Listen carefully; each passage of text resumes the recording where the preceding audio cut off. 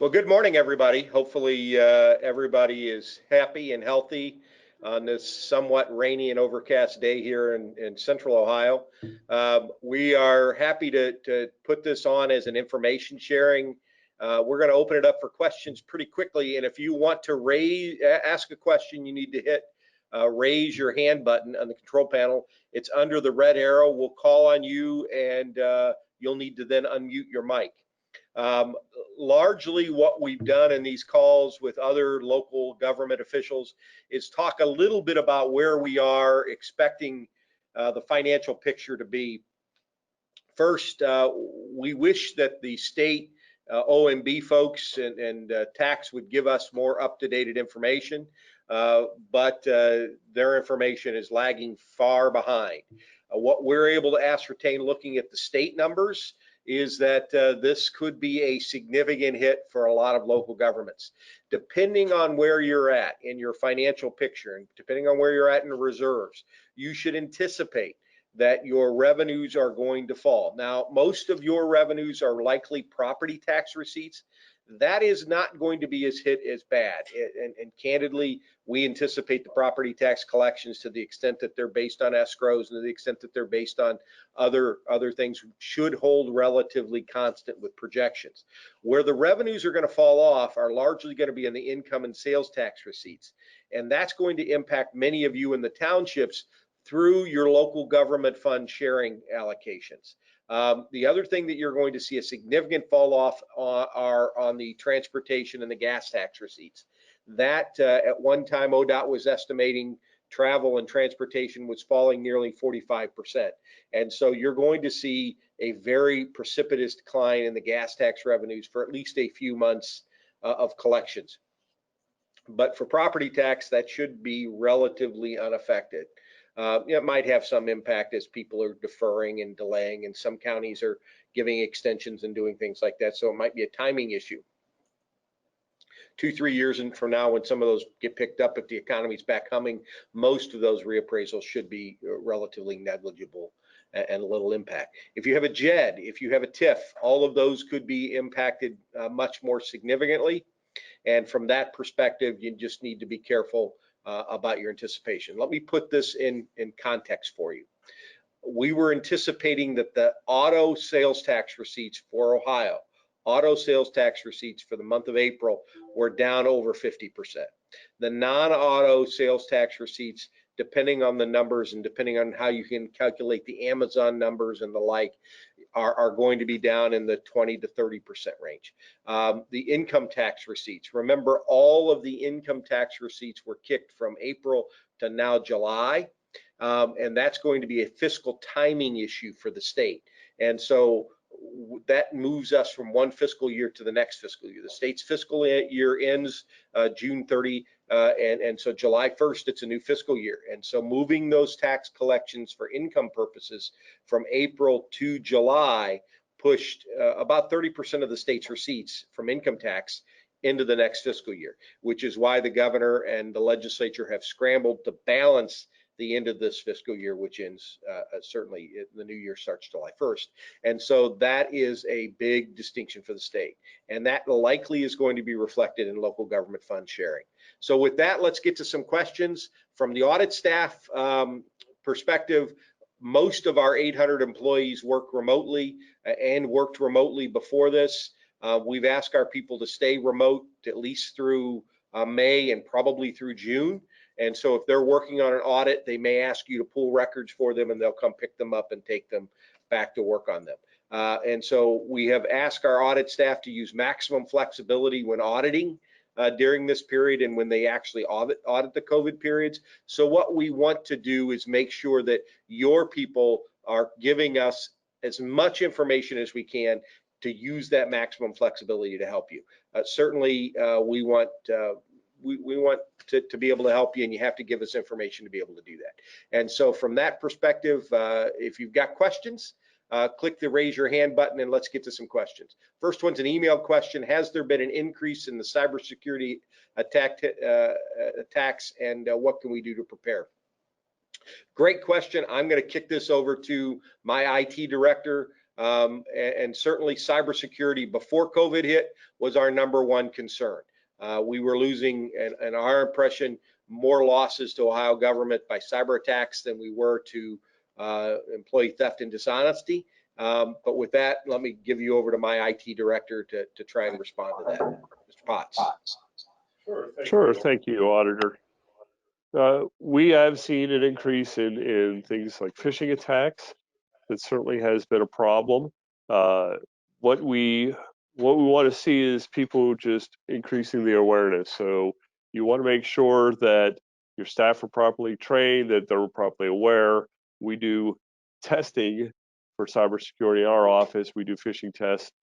We do offer, if you log into e-services, if you're a UAN client, then you can log into UAN Link. We offer a free cybersecurity training class there. We recommend that you take that. We recommend that your staff take that. It's a nice course. It gives you a good overview that helps prevent those phishing attacks. It gives a good overview for those types of things. Well, it's always important to know, particularly if you're a UAN client, we have some redundancy and some ability and some extra cyber protection there. But I ask every local government, what are you doing to prepare for a cyber attack? It's for most of you a question of not if it comes, but when. And certainly you need to maintain adequate cyber insurance, and you need to adequate protocols. To the extent that we can help you with that, ask us, and we'll do the best we can to help prepare that as well. And so at the same time, if you are anticipating fiscal stress from this COVID incident, don't forget that our legislative services group is out there to help. Our local government services unit, our LGS unit, is out there to help, and we'll do what we can to get them on station and to help prepare to mitigate the impact. If you have a question, please press the raise your hand button under the red arrow. We'll call on you. You'll need to unmute your mic at that point. We have another email question. Will there be any changes to audit costs? The short answer is, when I became auditor, we instituted a very aggressive new basic audit structure. We doubled the amount of budget that was eligible for our basic low-cost audit. And in doing that, what we did was significantly reduce the audit costs for a whole slate of local governments. That will continue. We are also looking at expanding our AUP procedures and allowing more entities into the AUP. And so many of you, unless you're required by federal government requirements because of grants to do an annual audit, many of you may qualify for an AUP or for one of the basic audits. So if you're concerned about that, ask. Those guidelines are unchanged and they'll still be out there. Work with your customer service rep, our regional reps. If you don't know who they are, certainly let us know and we'll get the right person to you. James Coyne, our director of local government liaison services, is on this call as well. So if you have a call, we can certainly get who that is. We certainly are ready there as well. One other things we wanted to include, if you have a question, please raise your hand. This works a lot better answering questions than it does lecture. One of the other issues out there is public meetings. We asked the legislature, and the legislature obliged, giving permission for all of you to do your meetings remotely through either video conferencing or through teleconferencing. Hopefully that's going well. You need to make a record of that, and you need to make sure the public has access to that. But hopefully that's going well. If you have questions on that, certainly ask us, and we can help give you some guidance there as well. For example, this call is being recorded. Those are the kind of things that you just need to make sure you're doing as well. So if you'd like to ask a question, please click the raise your hand button. I know you guys are an inquisitive lot, so somebody has a question, I'm sure. So doing that. We also have to thank the Township Association. You guys know you've got rock stars in your Township Association. Heidi, thank you for helping put this together. This is something that we're offering, and we do these periodically, and we can do them again if this is helpful. Ricky Cox. Ricky, you are on the call. Go ahead and unmute your phone, and I'd love to talk to you. Ricky, you're there. Go ahead. You might have to unmute your local computer.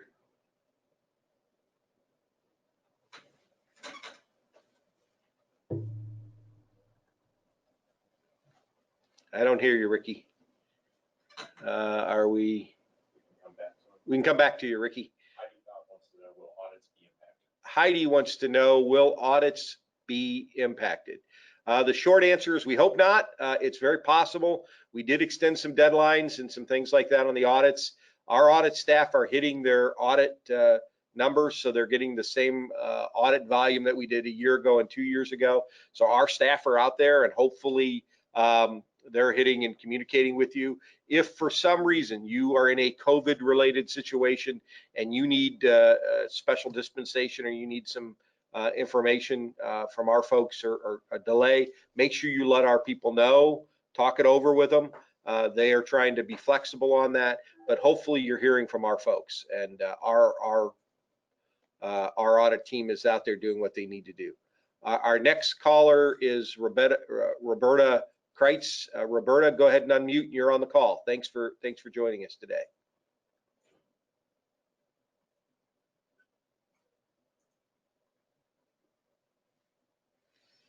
We're having some technical problems, apparently. Roberta, are you there? Ricky, are you there by chance? Yes. Can you hear me now? I can hear you great. Thank you. I was wondering if our system was not working like it should. I am down here in Elizabeth Township in Lawrence County, Ohio. And my question is, has the state or federal government come up with anything to try to help people like our area where we have such a low budget that it's really, really hard for us to do projects and do things to keep moving without the tax dollars and things just coming in? And I just wondered if they were going to try to help us along, or if we just have to really tighten everything up. Thank you. Great question. Thank you for the question. The short answer is we're waiting for guidance on the CARES Act. And some of you should be eligible for CARES Act money. The problem is, to answer your question, is that we don't know what they're going to allow you to spend the CARES Act. They've given 3 broad classifications for CARES Act money without a lot of deference. We're waiting to hear what level of audit they're going to expect us to do of that. The legislature passing some of that money through has said we have to audit those funds, but we want to know what we're auditing to, and whether it has to be under the Uniform Guidance Standard. That's a much more detailed, more rigorous standard.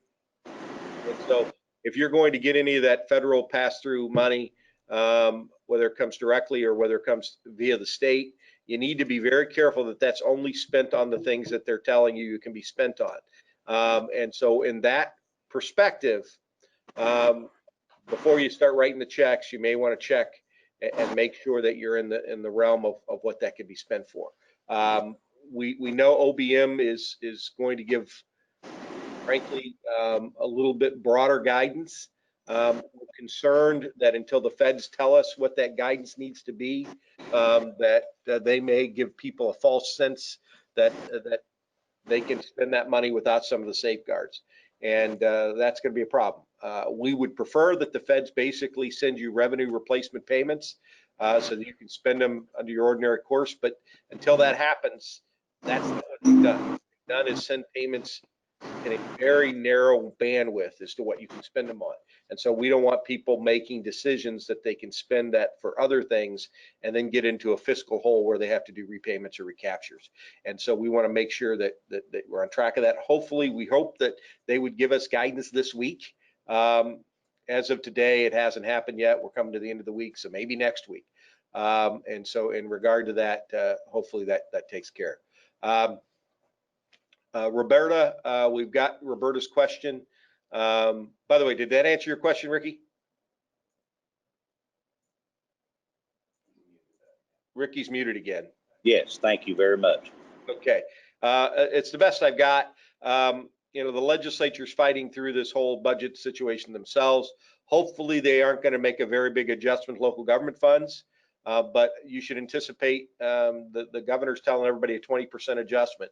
You should anticipate a 20% number is a good benchmark. So you should just anticipate that hit's coming. And if it's only 5% or no, you're pleasantly surprised. And if it's worse than 20, at least you've prepared for 20. And so that's the best advice we've got there. Roberta has sent a question in now. She's wondering if the training requirement for fiscal officers will be alleviated for this year. The short answer is some of that statutory.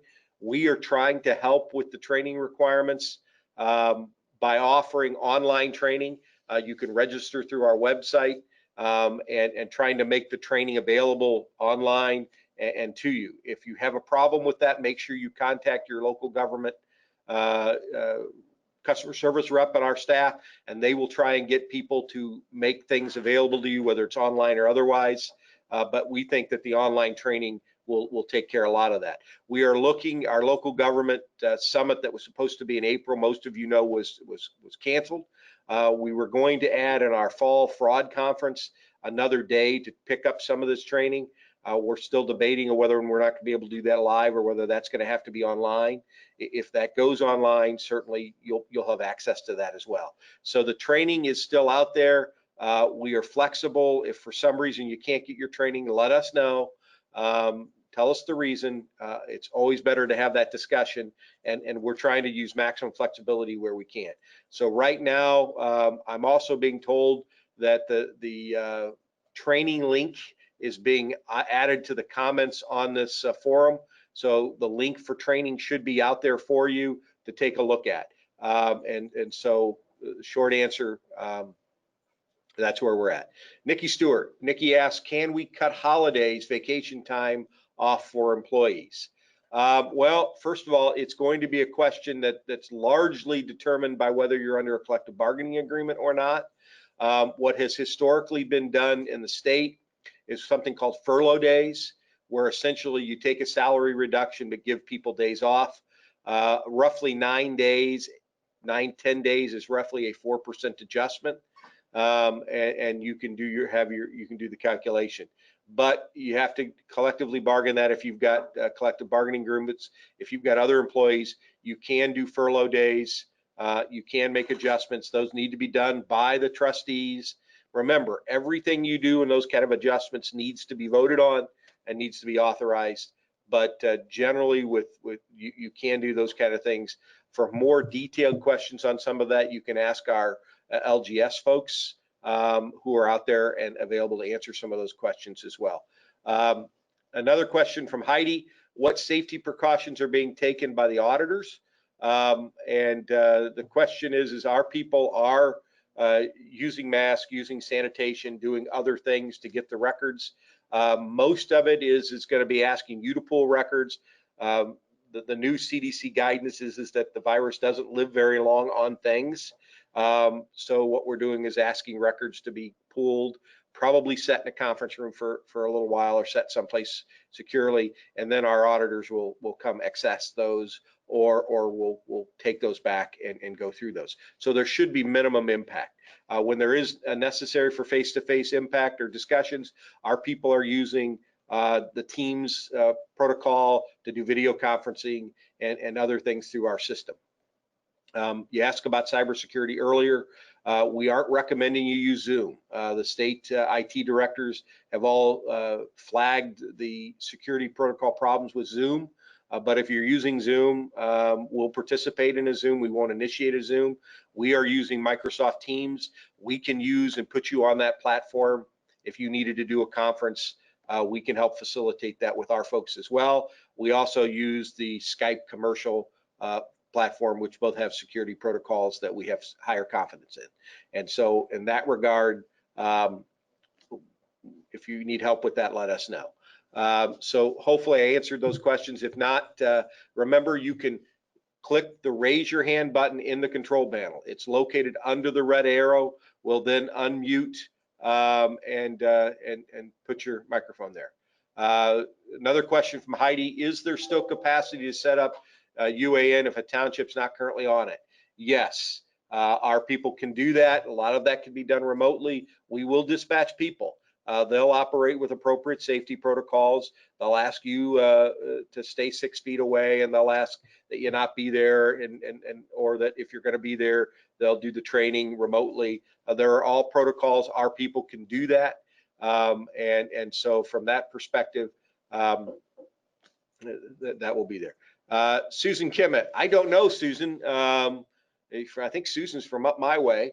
I think she's from Allen County, actually. Will this webinar count towards the continuing education hours for the Fiscal Integrity Act? My staff are all shaking their head no. I was going to say yes. Do I have discretion to say yes to that? We're waiting for my training people to give me that answer. If I have discretion, yes. If not, they're going to tell me no. They're all shaking their head no. I think it should count. This is educational. Just the wisdom that you got from our IT department alone is worth fiscal integrity credit.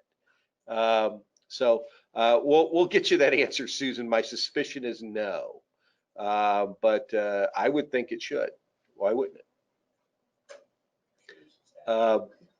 Look, my staff even took that question away. They must not like me overruling their judgment. Other questions? If you have a question, please click under the red arrow, ask a question. Can I do that here? Can I ask myself a question? No. I've been removed the question from me.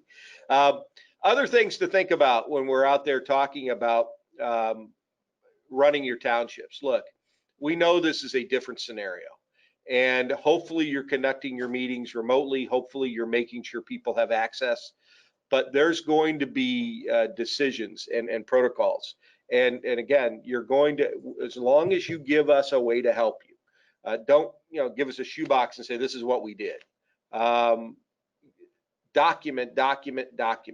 Make sure the trustees vote on things. Let me give you an example that I had a conversation with school districts.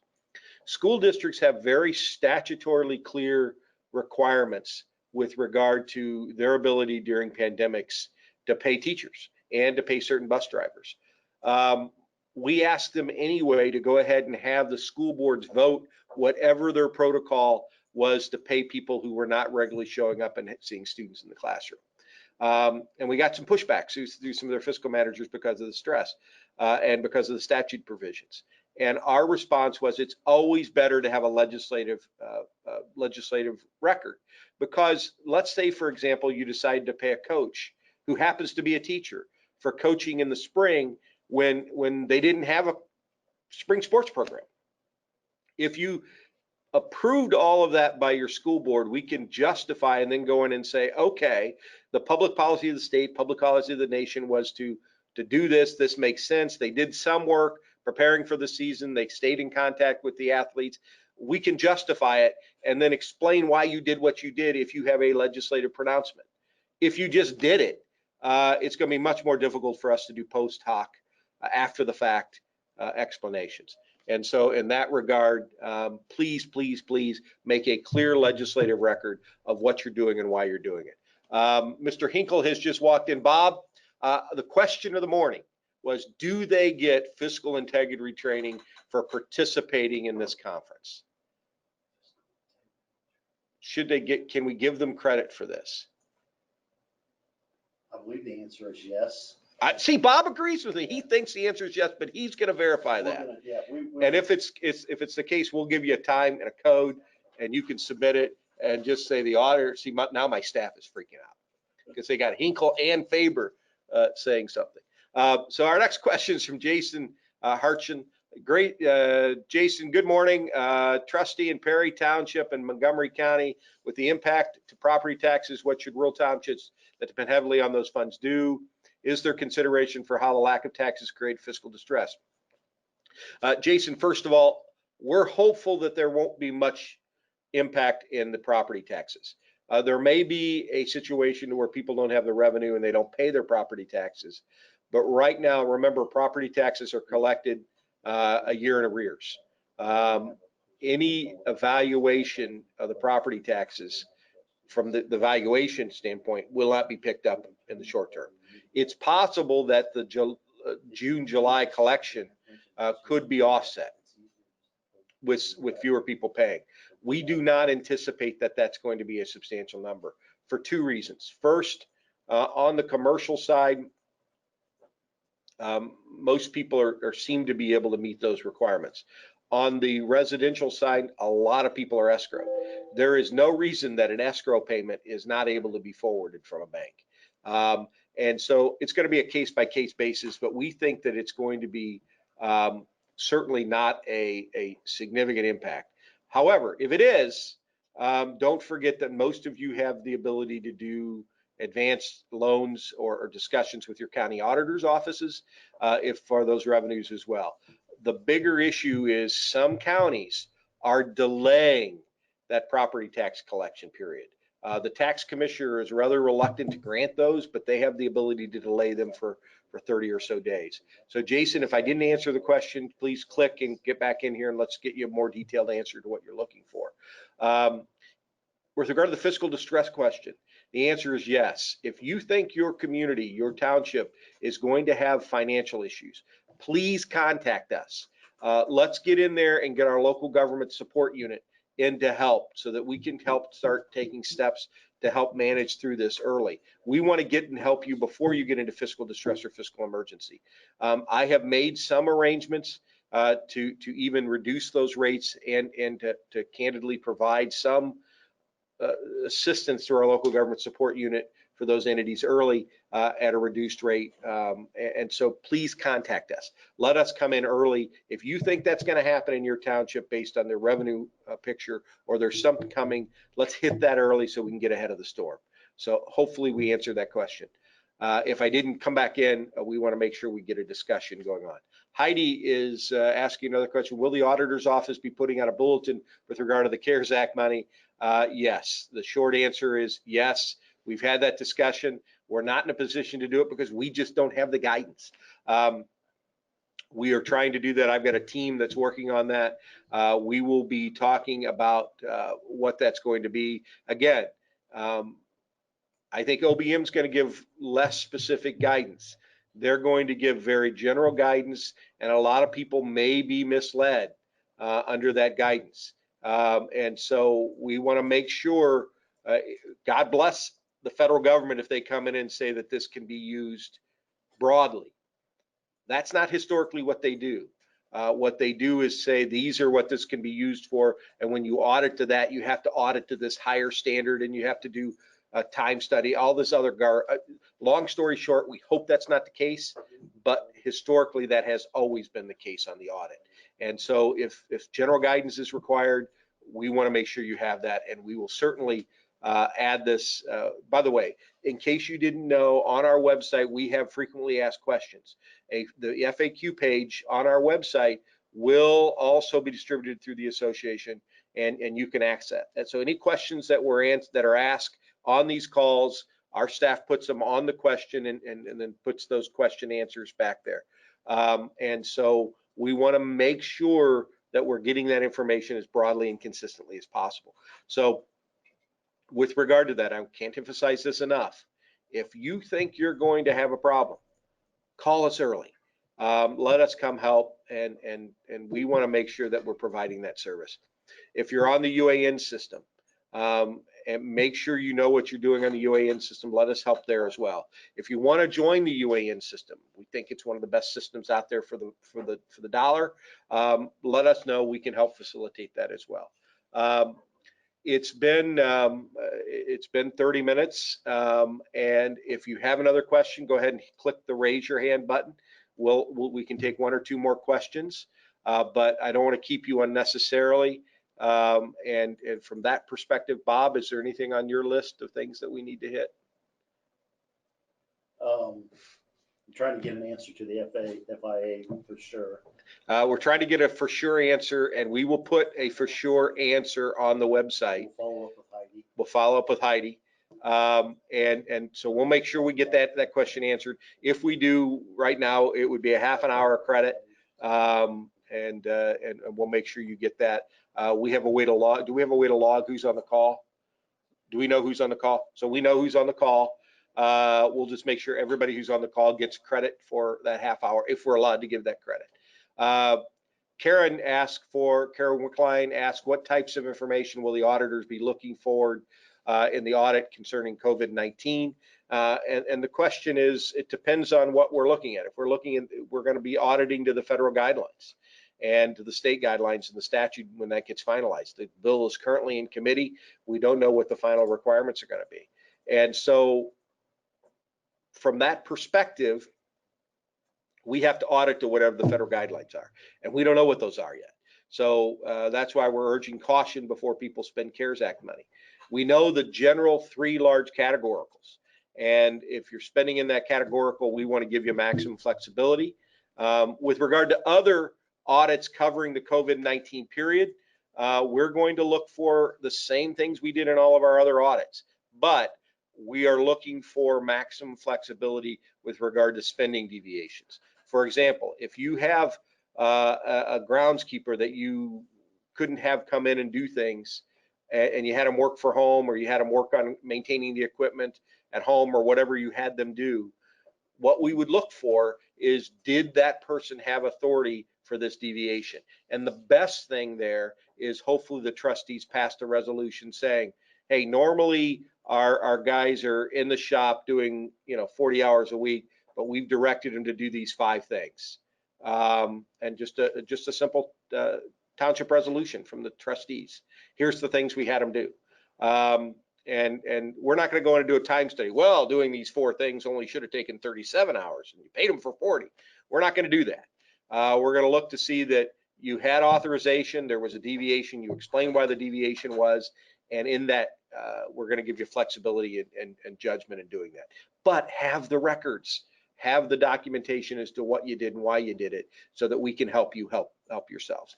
And that's why I keep coming back. Keep those records handy, do the trustee meetings, the resolute, and approve that. If you have more specific questions, ask our customer service rep.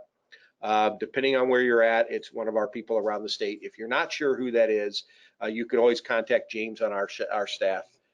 And there's also a link on the conference here as to how to find out who your person is. Hopefully you know them. I made it their responsibility to get to know you, and so it's on them. But make sure you ask them. If you have a question, they can answer those questions. And if they don't know the answer, they'll get you an answer. We also have an online forum with all of the information associated with this call. We'll add responses to questions to that forum. The link will be distributed to everyone on the call and to those who couldn't make it on the call. You can ask follow-up questions on the site, and we will get you answers to the follow-up questions as well. Again, we decided to do these calls as customer service, frankly, because we all know everybody's nervous. This is a new situation, and we want to make sure that we're communicating with information as quickly and as pragmatically as we can. And we're learning as we go through this, like you are, and we know some mistakes are going to be made. And as long as you give us documentation as to why you made the decision you made and your basis for it, certainly rely on your legal counsel, rely on the prosecutors. We're going to try and give flexibility to that. So with that, did I see one more question coming in? Apparently our question went away. Thank you all for participating. We haven't got an answer to that yet, Bob, do we? No, not. All right, you stumped the Chief Deputy Auditor, which means you stumped the auditor. Thank you for participating. I encourage everybody to stay safe. Let's continue to serve our constituencies, Bob and Betty Buckeye, and do what we can. And certainly, if there's something we can do to help you, let us know. We're here to help, and we want to be as proactive as we can in that. Thank you guys for participating. Thank you again to the association, to Heidi. You guys know you got a rock star in your hands. Please let us know how we can help. Thanks so much, and stay safe.